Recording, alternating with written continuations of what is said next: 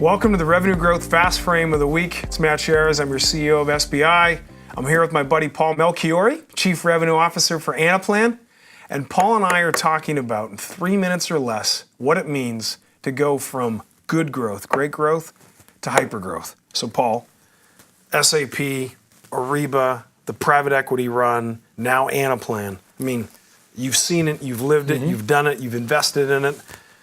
If you're a listener or a viewer watching this in 3 minutes or less, and someone's thinking about what are the 2 or 3 things I've got to do to go from good growth to hypergrowth, what would you counsel them on?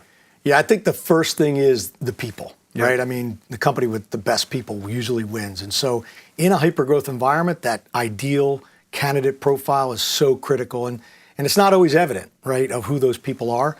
But getting that team together, pulling that team together with the right attitude, fearless, sense of urgency, strategic, all those kind of, and it's tough to get the people, but if you can get the people, that's definitely the key.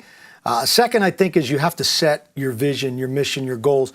You have to have a discipline, a drumbeat, a sacred rhythm, whatever you want to call it, that you're living to. Because when you're growing so rapidly, you're bringing so many new people on, you have to let them know every day where you're headed, right? And it's not something that's just osmosis, right? You have to always continue to communicate that discipline around where you're going.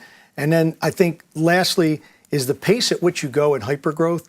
There's certain things you need to be able to do and making decisions quicker and having that ability to go into every game that's an away game, if you will. It's something that is not in everyone's DNA. And trying to find that DNA that really allows you to be successful in that hypergrowth environment. It's not for everyone. Did you notice that the ability that you, even as a CRO, to pivot in hypergrowth, see data for 2 or 3 weeks and go, I've seen enough, hard right turn? You have to, because there's so much of a sense of urgency when you're in this mode, and you usually have big guys chasing you. So that gives you motivation to move quick. So you don't have the luxury of overanalyzing any of the decisions that you make. So you have to make those decisions very rapidly. You have to continue to innovate. You have to try things. If you fail fast and inexpensively as possible. Mistakes of velocity. So you heard 3 great netted outs from Paul on how to go from good growth to hypergrowth. Be fanatical about who you hire, right? Be fanatical about the drumbeat and the culture that you run, and then don't overanalyze. Make decisions with imperfect data and act. That's it. As always, I wish you good luck as you try and make your number.